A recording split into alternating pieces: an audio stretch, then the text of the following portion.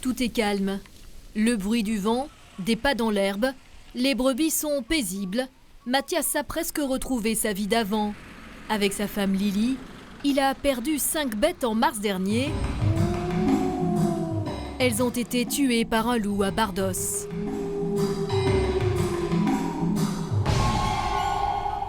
Pour le couple, c'est un cauchemar qui recommence. Établis au Pays Basque depuis fin 2024, ils ont quitté les Alpes de Haute-Provence, épuisés à force de voir leurs troupeaux attaqués par les loups. C'est souvent 1, 2, 3, 4, 5 brebis au tapis, du sang, des agneaux, des brebis apeurés. Il faut appeler qui, à faire quoi. Donc il y a une montée de stress et d'adrénaline. Il y a une sorte de fatalisme qui se met en place.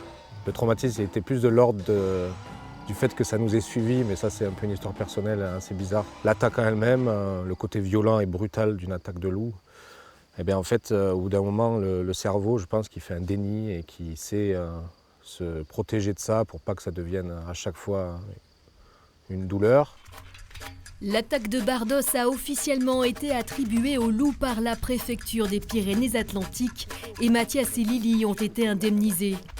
Disparu depuis les années 30, le canidé fait officiellement son retour au Pays Basque. Tout à coup, tous les regards se tournent vers lui. L'hypothèse de la présence d'un loup. Le loup au Pays Basque. Un loup sur le massif de la Rune. Le loup est bien de retour. Loup y es-tu ? M'entends-tu ? C'est sur la Rune en février que l'animal a été vu la première fois, avant d'être filmé à Hurt à la même période. Là, l'image, elle est sans appel. Ça, c'est un loup.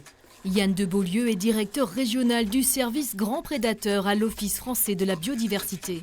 Ce qui est très caractéristique, c'est qu'on voit qu'il y a un contraste entre le dos, qui est plus sombre, la ligne de dos qui est plus sombre, et puis la partie inférieure du corps qui est plus claire, avec une queue assez courte.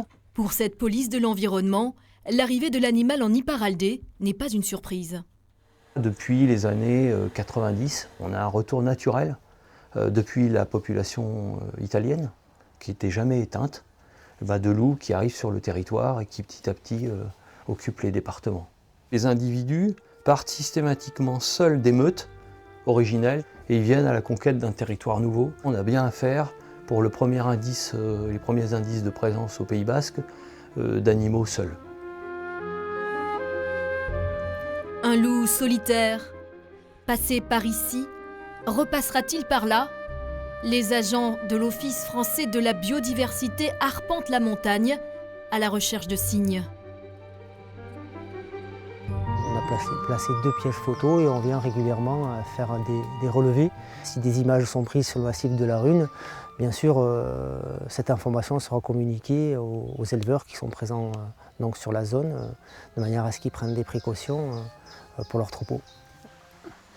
1 trailer, 2 trailers, 4 trailers.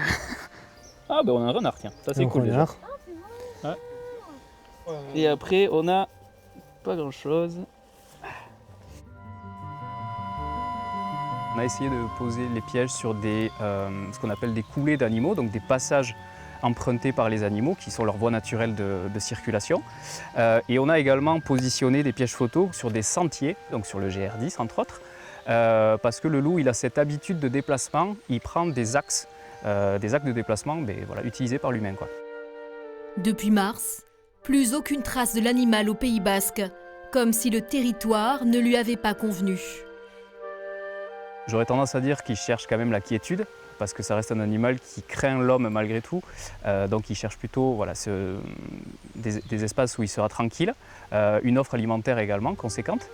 C'est les deux principaux facteurs qui font que peut-être il choisira de s'installer dans un endroit. Le loup serait parti, mais les questions restent. Que faire quand il reviendra ? Comment gérer la présence d'une meute ? Le loup, c'est un surplus de stress, de travail. Le métier de paysan est dur, mais si en plus on en rajoute une couche dans la difficulté, ça ne sera pas possible. Débarrassez-nous du loup qui peut venir avant qu'une meute s'installe, surtout. Tant qu'il n'y en aura qu'un, ça ira encore. Mais débarrassez-nous du loup et ça ira bien. Pour les associations de défense de l'environnement, au contraire, il faut trouver l'équilibre. Pour l'instant, les loups qui viennent ne sont que des loups de passage. Nous n'avons qu'un seul loup dans les Pyrénées-Atlantiques qui soit sédentaire. Il est situé dans le Haut-Béarn. Même si un jour ce loup-là, pour une raison quelconque, disparaissait, il sera remplacé. Parce que le mouvement maintenant est inscrit dans la durée. Donc il faut trouver des points d'équilibre. Et nous sommes, nous, favorables à ce que la vie des professionnels de l'agriculture, en particulier des éleveurs, soit facilitée et non pas rendue plus difficile encore par la présence d'un grand prédateur, qui a un rôle régulateur important. Aider les agriculteurs, notamment en finançant des mesures de prévention. Quand il travaillait en Provence, Mathias les a testés, il reste sceptique. Au Pays Basque, ça ne pourra pas marcher. Il y a 3 mesures phares dans le plan loup, c'est la protection par les chiens de protection. Ça veut dire des milliers de patous sur le territoire, c'est pas envisageable d'après moi. Les clôtures électriques, berger permanent, vu les petits troupeaux qu'il y a et le fait que les brebis sont en liberté en estive, ça ne sera pas une réponse appropriée. Pour lui, il faudrait repenser le territoire. Il n'y a aucun éleveur qui veut abattre tous les loups. Ils sont pour qu'il y ait une vraie distinction qui soit faite entre les zones pastorales et les zones où le loup vit. Il y a des éleveurs qui veulent pratiquer leur métier tout en toute sécurité et sans avoir la boule au ventre tous les jours parce qu'on lâche nos animaux et qu'on n'est pas sûr de pouvoir les récupérer.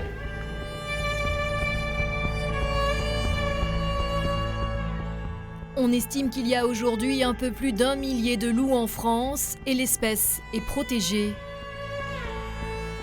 Celui de la Rune aura continué son chemin, mais son ombre plane désormais sur tout le Pays Basque.